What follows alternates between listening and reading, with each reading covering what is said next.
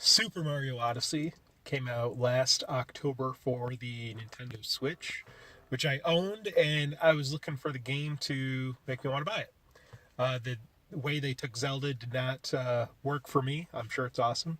So I was really banking on Super Mario Odyssey to be worth buying the system, and it wasn't. It sucked. No, I'm kidding. It was amazing.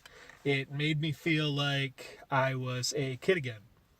I thought platformers were done.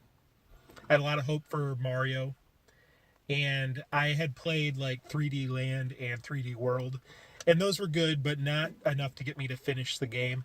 And Odyssey made me feel like I was a kid again, made me feel like I was playing it for Nintendo 64 for the first time. 3D Mario.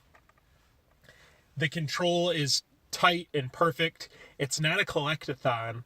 You're looking for moons to prevent Bowser from forcibly marrying Peach, which is kind of weird. But in that every area you look where you think there might be a hidden surprise, there usually is, and then there's five more that you don't know about. So you go through various worlds which are just big enough to really enjoy exploration. They're fully formed, and by the time you are thinking, I'm ready for something new, takes you to a totally different area.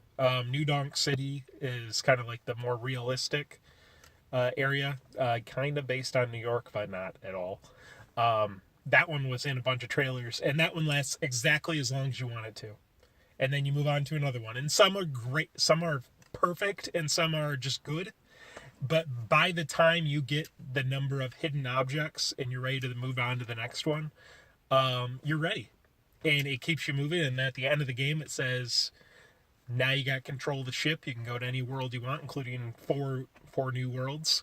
And it ends you on like a blast from the past, like, I'll just give it up. It's the hub world of Mario 64 with a bunch of new stuff in it, which was wonderful. I really have no complaints with the game. One thing I do have an issue with is the Nintendo Joy-Cons are not a precision instrument the way a Nintendo 64 or a traditional dual analog stick controller is. Just in shrinking it down, it's tougher to run in a straight line. Not the game's fault. Controller, if I had a pro controller, it would totally be solved, but played this 100% portable mode. Glad I did. And it can totally take up all your attention, and you can also play in a portable environment. You could probably find a hidden goodie that you're looking for within 15 minutes if you're really looking for it, which is perfect for portable play style.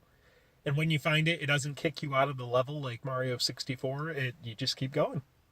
You just keep going. You can get hints if you want them, and you can keep digging if you want them. There's a bunch of different play styles for like if you have a kid that you want to help play, or they can give you additional directions. Some of the boss fights were kind of tough, but a couple tries and you're good. So I'm not the best person at video games, so it worked out well. The main mechanic of the game is possessing other creatures by throwing your hat at it, which was always hilarious. Some were jokes like a realistic dinosaur you can control, and some like actually had really cool mechanics, but it was always changing. And unlike the suit or the cape from like Mario 3 or World, like you get hit and you might lose it, but you can just get it again. It's not something like you got to go grind to get a feather so you can fly. Like the critter's gonna respawn, and you can just take it over by throwing your hat at it. Hat mechanics were good. If I was better at video games, I bet you could do some awesome jumping skills by jumping on your hat and throwing it, jumping again. But you don't need it.